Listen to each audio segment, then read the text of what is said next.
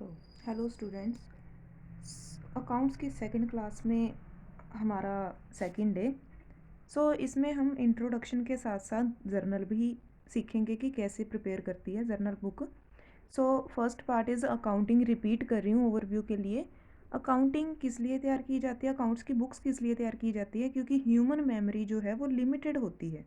Business transaction business में बहुत सारी हैं, डेली बेसिस पे हमें सेल परचेज करनी होती है। तो इतना सारा रिकॉर्ड माइंड में सेट नहीं किया जा सकता, इसीलिए बुक्स प्रिपेयर की जाती है अकाउंटिंग की। ओके। इसमें जो ध्यान देने लायक सबसे पहले बातें हैं वो है कि अकाउंटिंग पीरियड के हिसाब से अकाउंटिंग बुक प्रिपेयर की जाती है। अकाउंटिंग पीरियड मतलब फाइनेंशियल पीरियड। ये होता है 1 अप्रैल से 1 अप्रैल टू 31 मार्च। कोई भी बिजनेस फर्म है अपने बिजनेस की जो भी ट्रांजैक्शन रिकॉर्ड करती है, मतलब ऐसे बोल लो एक तरह से कि ये अकाउंट्स वालों का नया साल होता है जो है 1 अप्रैल से 31 मार्च। कैलेंडर ईयर हमारा होता है 1 जनवरी टू 31 दिसंबर। बट अकाउंटिंग में 1 अप्रैल से 31 मार्च जो है वो अकाउंट्स वालों का पूरा साल होता है। ओके। सो सबसे पहले हमें देखना है कि बिजनेस में सिर्फ वही ट्रांजैक्शंस नोट की जाती हैं जिनकी पैसे में कोई वैल्यू हो। इसी तरह फर्स्ट टास्क जो है वो है आइडेंटिफिकेशन ऑफ इकोनॉमिक इवेंट्स। मतलब इकोनॉमिक वर्ड जहाँ पे यूज़ किया जाता है वो होता है पैसे से रिलेटेड। हमें बिजनेस में सिर्फ वही ट्रांजैक्शंस रिकॉर्ड करनी है जिनकी पैसे में कोई वैल्यू है। लाइक हमने कोई सामान सेल किया, परचेज किया, तो पैसे देने पड़ेंगे या लेने पड़ेंगे। ये क्या है? Economic transaction. अगर ऐसा है कि हमने किसी पर्सन से कोई सामान लिया और उसके बदले उसे पैसे की जगह सामान ही दे दिया, तो वो इकोनॉमिक इवेंट में काउंट नहीं होता और अकाउंटिंग बुक्स में उसकी कोई भी वैल्यू नहीं मानी जाएगी। ओके। पहली बात ये थी नोट करने लायक। Then golden rules of accounting मैंने आपको लास्ट वीडियो में बता ही दिया था क्या है। तो ये 3 रूल्स होते हैं: personal account, real account, nominal account. Personal account person से रिलेटेड, जो पर्सन रिसीव कर रहा है उससे जर्नल एंट्री में हम डेबिट करेंगे, जो पर्सन दे रहा है कुछ उसे हम क्रेडिट करेंगे। सेकंड रियल, जो रियलिटी से रिलेटेड थी, इसमें डेबिट व्हाट कम्स इन, जो रियल में आया, जैसे फर्नीचर परचेज किया, खरीद लिया, मशीनरी खरीद ली, कोई और एसेट जो मेनली ऐसे होते हैं जो हमारे बिजनेस में लंबे टाइम तक चलती है। लंबे टाइम मतलब मोर देन 1 ईयर। दो तरह के टाइम पीरियड होते हैं इसमें, short term and long term. Short term is related to less than 1 year और विद इन 1 ईयर, 1 साल के अंदर अंदर जो भी होता है। ठीक है। अगर 1 साल से ज़्यादा के लिए कोई किसी चीज़ में डील किया जाता था वो आता है लॉन्ग टर्म में। डेबिट वर्ड कम्स इन, जो भी परचेज किया जिसकी रियल में कोई एग्जिस्टेंस है बिजनेस में।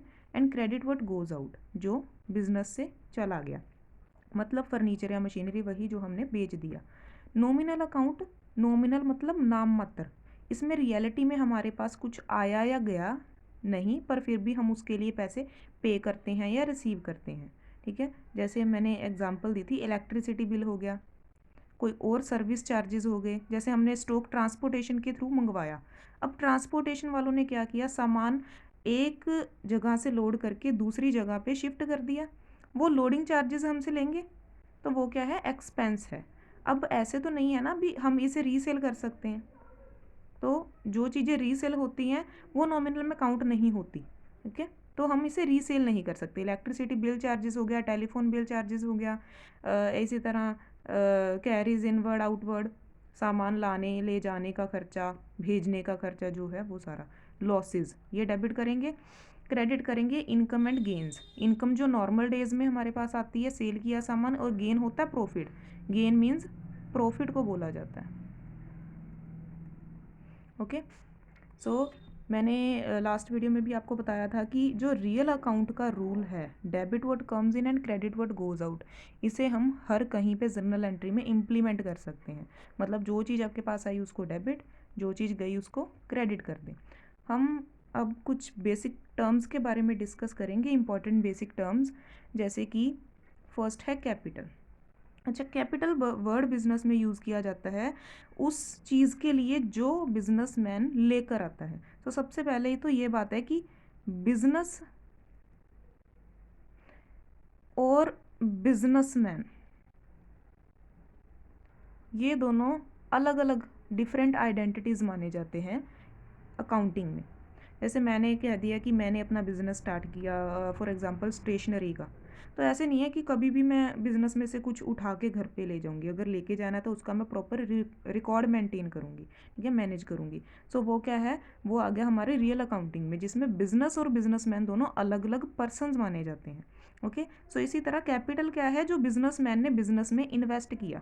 फॉर एग्जाम्पल बिजनेस स्टार्ट करते टाइम बिजनेसमैन कैश लेकर आया, एक बिजनेस का बैंक अकाउंट पर्टिकुलर ओपन करवाया, उसमें बैंक बैलेंस डलवा दिया, ठीक है। मान लो फर्नीचर लेके आया, कोई शॉप थी, सब कुछ, वो सब कैपिटल में इंक्लूड हो जाएगा। Okay, second term is assets. हाँ जी, एसेट्स हम किसको बोलते हैं, वो चीज़ बिजनेस में जिसकी पैसों में कोई वैल्यू है या जिसके थ्रू पैसे आएंगे। फॉर एग्जांपल डेटर्स, डेटर्स वो होते हैं जिन लोगों से पैसे लेने हैं, कोई पर्सन उधार ले गया, ठीक है, वो होते हैं डेटर्स। इनसे पैसे लेने हैं, आज नहीं तो कल आ ही जाएंगे, एसेट्स का पार्ट है। फर्नीचर, फर्नीचर क्या होता है, जिसकी फिजिकल एग्जिस्टेंस है, इसको भी हम कभी सेल करके पैसे ले सकते हैं। मशीनरी सेल करके पैसे ले सकते हैं। गुडविल, गुडविल क्या होता है, रेपुटेशन ऑफ द फर्म। ये बिजनेस की स्टार्टिंग में नहीं होती, अगर कोई नया बिजनेस है तो, हाँ पुराना बिजनेस है तो उसकी गुडविल होती है, ये होती है रेपुटेशन ऑफ अ फर्म।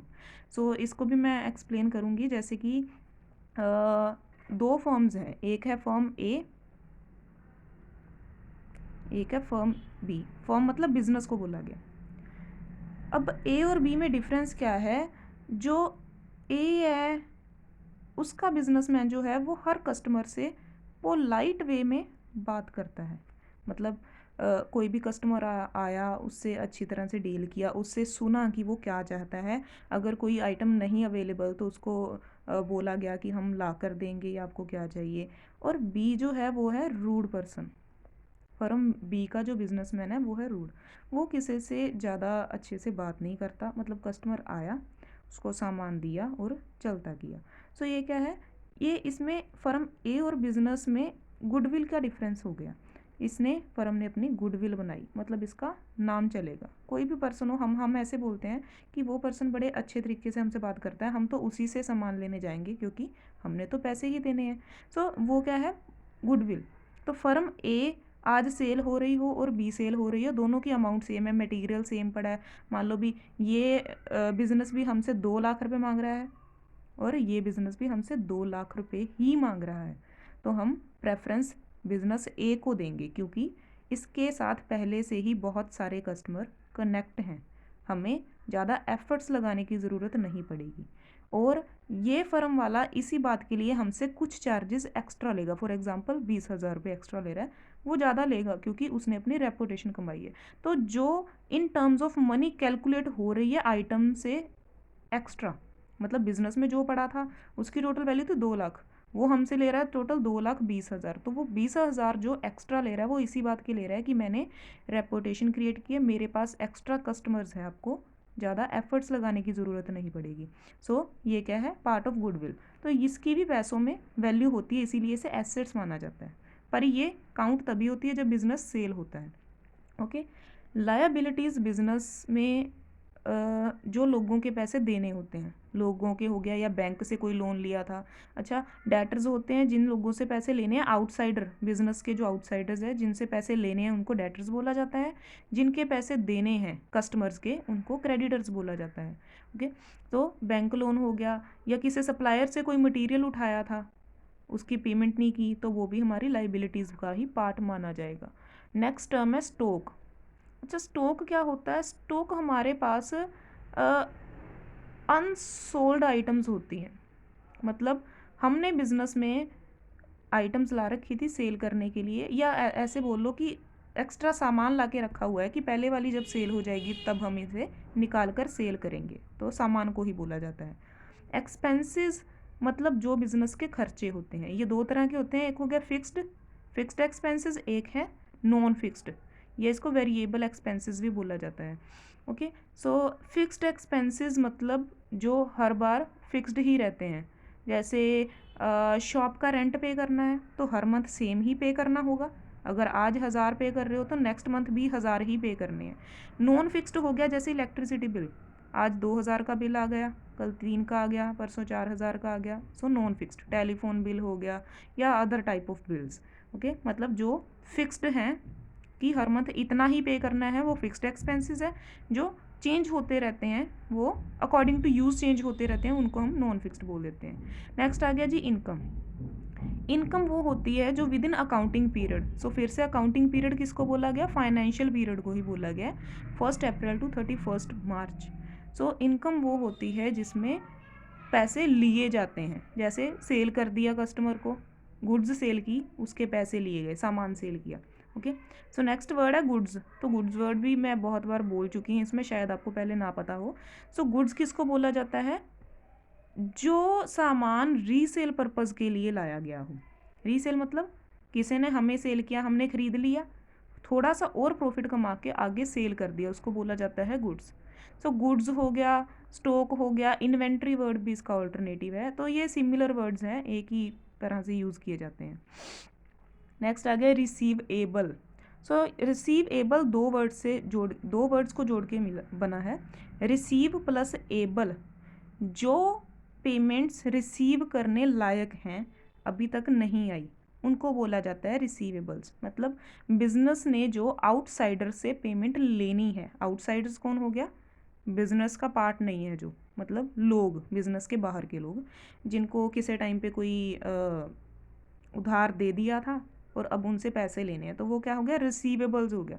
तो रिसीवेबल्स में डेटर्स भी काउंट होते हैं।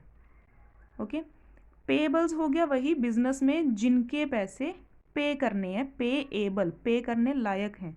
सो जिन लोगों के, जो बाहर वाले लोगों के पैसे बिजनेस ने देने हैं, वो उनको बोलते हैं हम पेएबल्स, पे करने लायक पैसे। ओके, नेक्स्ट आ गया जी बैड डेप्ट। अच्छा, बैड डेट्स किसको बोला जाता है, बैड डेट्स को बुक डेट्स भी बोला जाता है, बुक डेप्ट। अच्छा, डेप्ट वर्ड है जो वो डूबे हुए पैसों के लिए यूज़ किया जाता है। बैड मतलब बुरे, डेप्ट मतलब कर्जे। ऐसे लोग, जैसे ये डेप्ट वर्ड है, डेटर से बना है। डेटर कौन था, जिनसे हमने पैसे लेने हैं। सो बिजनेस में जिन लोगों से पैसे लेने थे पर किसी वजह से उन्होंने पैसे नहीं दिए, मुकर गए, या बोलो कि उनके पास है ही नहीं, कोई भी वजह लगा लो कि बिजनेस में पैसे आए ही नहीं, तो उसे बोलते हैं बैड डेप्ट। ओके, बुरे कर्जे, या फिर इसको बोलते हैं बुक डेप्ट। नॉट रिकवरेबल, अब पैसे आएंगे ही नहीं, या फिर इरिकवरेबल अमाउंट। नेक्स्ट टर्म है ड्राइंग्स। अच्छा, सो पहले हमने बात की थी कि business and businessman both are different identities, दो अलग अलग पर्सन माने जाते हैं। सो ड्राइंग वर्ड भी इसी से रिलेटेड है।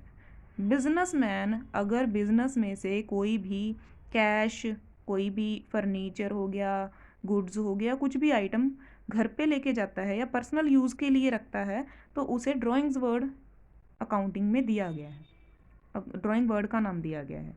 सो अमाउंट या फिर आइटम जो भी बिजनेसमैन ने बिजनेस से लेकर पर्सनल यूज़ के लिए रख ली या यूज़ कर ली पर्सनली, उसको बोला जाता है ड्राइंग्स। जैसे वो अपने बच्चे की स्कूल की फ़ीस पे करने के लिए अमाउंट कैश बॉक्स से उठा कर ले गया, निकाल के ले गया, या फिर ट्यूशन फ़ी पे करनी थी अपनी बेटी का, वाइफ का ट्रीटमेंट, या कुछ भी लगा लो, सो वो उसे ड्राइंग्स का नाम दिया जाता है।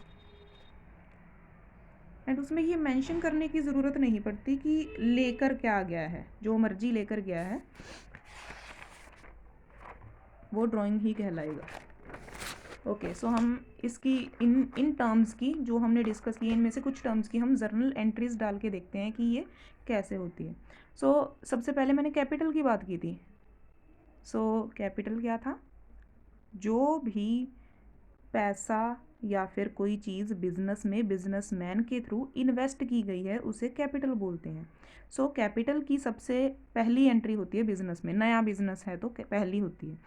सो सबसे पहले जर्नल का परफॉर्मा बनाएंगे, इसमें जो भी डेट गिवन है, पहले ईयर, देन जो भी डेट गिवन है, सम टाइम क्या होता है कि डेट नहीं गिवन होती, सीरियल नंबर गिवन होते हैं, सो ईयर की जगह पे आप लिखेंगे सीरियल नंबर।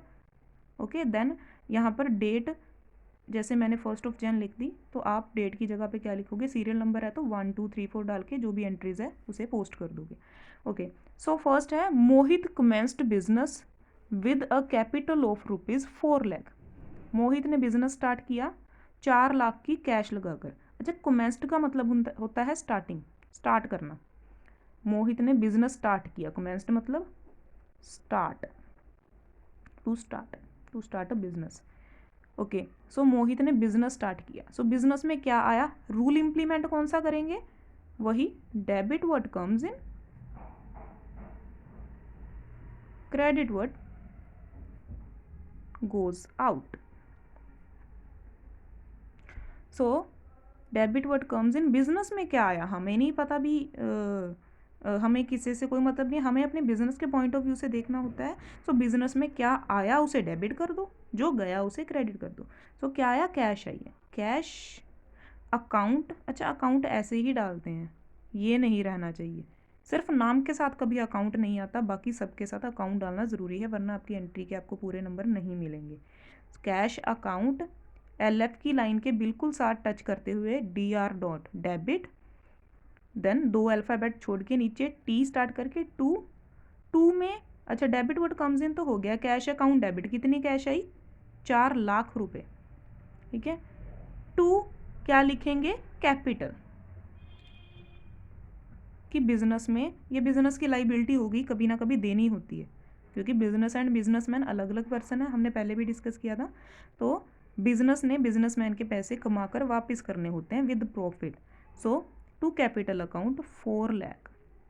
अच्छा, तो लास्ट वीडियो में हमने यहीं तक डिस्कस किया था, पर इसमें क्या है, जर्नल एंट्री यहीं पर कंप्लीट नहीं होती। जर्नल एंट्री को कंप्लीट करने के लिए इसमें नरेशन देनी ज़रूरी है। नरेशन के लिए क्या करते हैं, बिल्कुल सेम नीचे वाली लाइन में ब्रैकेट ओपन, एंड यहाँ पर हमने मेंशन करना होता है भी ये एंट्री किस चीज़ को लेकर डली है, जैसे business started with cash,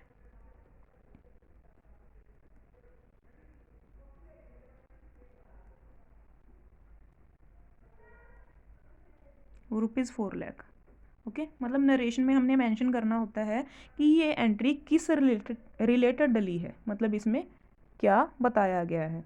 so entry को ख़त्म करने के लिए यहाँ पर हम लगाएंगे एक लाइन, सिर्फ पर्टिकुलर वाले कॉलम में और कहीं नहीं, सिर्फ पर्टिकुलर वाले कॉलम में। अब ये हमारी एंट्री कंप्लीट है।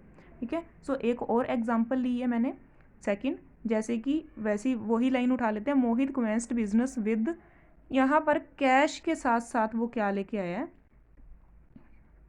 कैश लेके आया 20,000, बैंक बैलेंस लेके आया 30,000 एंड फर्नीचर लेके आया 50,000 रुपये का।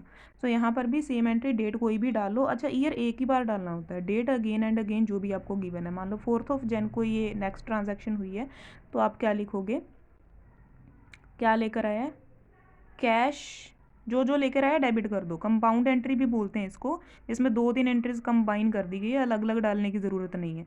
कैश अकाउंट डेबिट, कितनी लाया कैश, 20,000। देन बैंक बैलेंस है तो बैंक अकाउंट डेबिट लिखेंगे, बैंक में पैसे लेकर आया है, कितने लाया है, 30,000। Then furniture, furniture account debit, कितने का फर्नीचर लाया है, 50,000।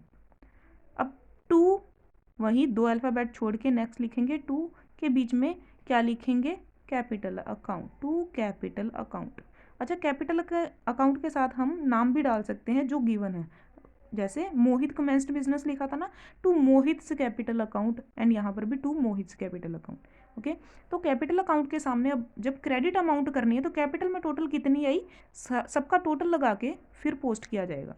20 + 30 50, 50 + 50 1 lakh, total 1 lakh amount as a capital invest की गई बिजनेस में in the form of cash, bank balance and furniture. Okay, अगर इसमें और भी कुछ दिया हो, जैसे मशीनरी लेकर आया है, ठीक है, और स्टॉक लेकर आया है या कुछ भी लेकर आया, तो सब जो जो दिया है वो डेबिट कर दो, टू कैपिटल में टोटल सबका लगाकर यहाँ पर मेंशन कर दो।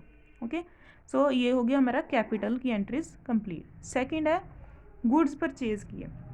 अच्छा, इसमें क्या है, एक गुड्स परचेज की गई, इसमें एक एंट्री और ऐड करते हैं, परचेज स्टॉक फ्रॉम, जो भी नाम लिख दो, Pooja, in cash 20,000, on credit ₹10,000, okay, on credit ₹10,000। So अब देखो कि सबसे पहली एंट्री है परचेज गुड्स ₹20,000। अगेन इम्प्लीमेंट करेंगे सेम मेथड। मैं जर्नल की एंट्री नॉर्मल डाल रही हूँ, अब नरेशन वगैरह आप अपने आप लिख लेना, ठीक है। इसमें भी मैंने मेंशन नहीं की क्योंकि इसमें भी यही लिखना था, सॉरी नरेशन में बीइंग लिखना होता है, नरेशन में ब्रैकेट स्टार्ट करके पहले बीइंग लिखना होता है। Being business started with cash ₹20,000, bank balance ₹30,000 and furniture ₹50,000, okay, then bracket बंद, जो भी लिखना है आपको लिख के, ओके। यहाँ पर मैं डायरेक्ट एंट्री पोस्ट कर रही हूँ, परचेज गुड्स। अच्छा, जो भी सामान रीसेल पर्पज़ के लिए ख़रीदा जाता है, स्टॉक गुड्स, उसे हम परचेज ही डेबिट करते हैं। जैसे परचेज अकाउंट डेबिट, कितने का ख़रीदा है? 20,000। गया क्या? कुछ भी नहीं बोला, परचेज गुड्स लिखा है तो कुछ भी नहीं बोला, तो डायरेक्टली नहीं बोल रहे, बट ये इनडायरेक्टली यही कह रहे हैं कि कैश परचेज ही की गई है। देन टू कैश अकाउंट, 20,000 का सामान आ गया, डेबिट कर दिया, 20,000 की कैश चली गई, उसे क्रेडिट कर दिया, ओके। देन इसी तरह परचेज्ड मशीनरी ₹30,000। अच्छा, अब इसमें पर्टिकुलर दे रखे है कि क्या परचेज किया, मशीनरी। सो अब हम परचेज नहीं लिखेंगे, अब हम लिखेंगे मशीनरी अकाउंट डेबिट टू, क्या गया, कैश अकाउंट। जितना भी मेंशन है अमाउंट वो लिख दो, क्लियर। सो थर्ड एंट्री दी है परचेज स्टॉक ऑफ ₹40,000। अच्छा, स्टॉक परचेज किया है तो मैंने पहले ही बताया था, गुड्स लिखा हो, स्टॉक लिखा हो, इन्वेंट्री लिखा हो, ठीक है। मतलब ये ऑल्टरनेटिव है, तीनों को एक दूसरे की जगह पर यूज़ कर लिया जाता है, तो इसमें हम परचेज ही मेंशन करेंगे हर जगह पे। देन थर्ड एंट्री क्या आएगी, purchase account debit to cash, just like a first, ठीक है। So first entry and third entry same डलेगी, ओके। लास्ट परचेज किया स्टॉक पूजा से। अच्छा, इसमें अब नाम मेंशन किया, किससे परचेज किया है, पूजा से, ठीक है। On cash ₹20,000 and on credit ₹10,000, okay. अब सामान कितने का आया, परचेज अकाउंट डेबिट,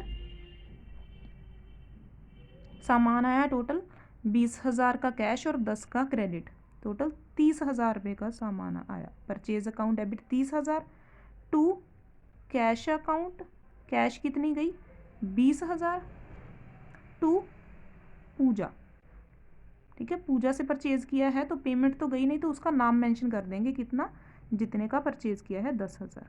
अच्छा, दोनों साइड्स का टोटल सेम होना चाहिए हमेशा। डेबिट में अगर 30 है तो क्रेडिट में भी टोटल लगाकर 30 ही बनना चाहिए। जैसे यहाँ पर 1 लाख का टोटल था ना, तो राइट साइड पे टोटल, ठीक है, ये मैच होना ज़रूरी है, okay. So purchase account debit 30,000 to cash account 20,000 to Pooja 10,000, clear. So इसमें क्या था, अच्छा नाम के साथ कभी भी अकाउंट नहीं मेंशन करते, बाकी सबके साथ आएगा, मैंने पहले भी बोला था। सो इसी तरह टू पूजा अकेला आएगा, पूजा के साथ हम अकाउंट मेंशन नहीं करेंगे, नहीं तो इसके मार्क्स कटिंग होगी, okay. Next,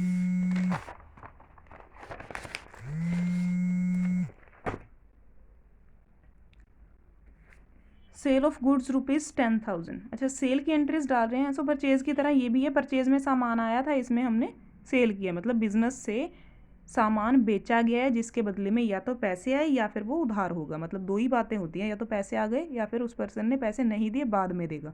so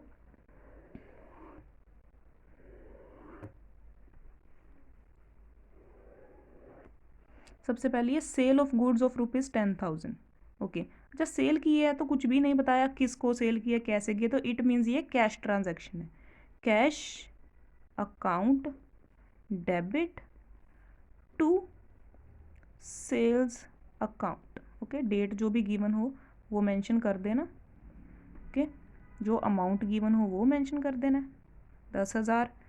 debit word comes in, credit word goes out. Cash आया और क्या गया, सामान गया, तो उसके लिए सेल अकाउंट मेंशन किया जाता है। सामान खरीदा गया है तो परचेज डेबिट, अगर बेचा गया है तो सेल क्रेडिट, ठीक है, क्लियर। नरेशन जो भी गिवन हो, being goods sold. Okay, entry clear.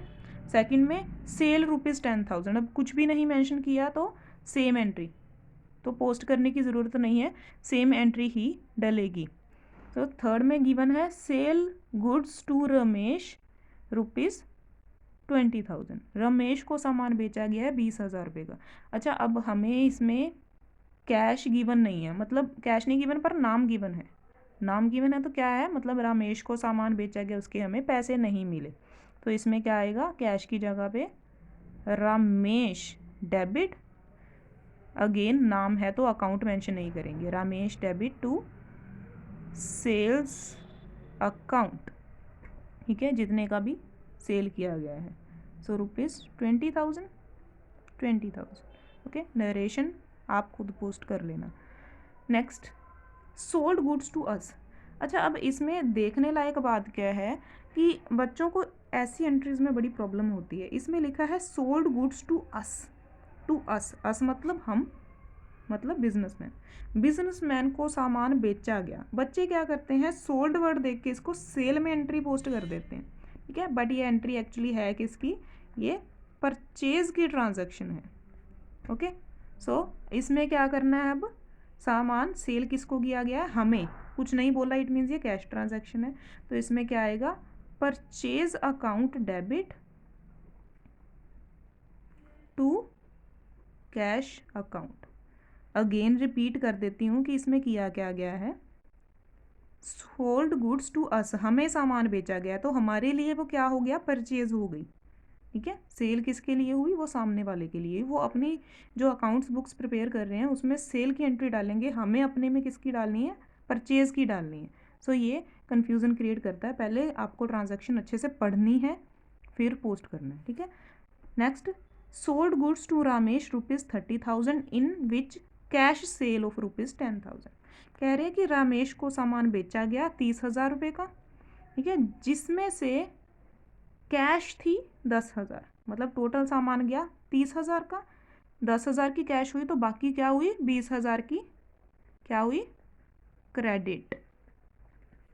तो इसमें क्या करेंगे, एंट्री पोस्ट क्या करेंगे, कैश अकाउंट डेबिट 10,000, ठीक है, किसको सामान बेचा गया, रामेश को, Ramesh account debit to sales account, ठीक है। 30,000 का सामान बेचा गया जिसमें से 10,000 कैश है, तो इनका दोनों का जो डिफरेंस होगा वो 20,000 क्या हो गया, वो क्रेडिट हो गया। ओके, सो आज की इस वीडियो में बस इतना ही। आई होप कि आपको जो भी एक्सप्लेन किया गया है समझ आ गया। अगर आपको किसी भी तरह की कोई कन्फ्यूज़न इस टॉपिक को लेकर हो तो आप कमेंट कर सकते हैं, मुझसे पूछ सकते हैं। So thank you students.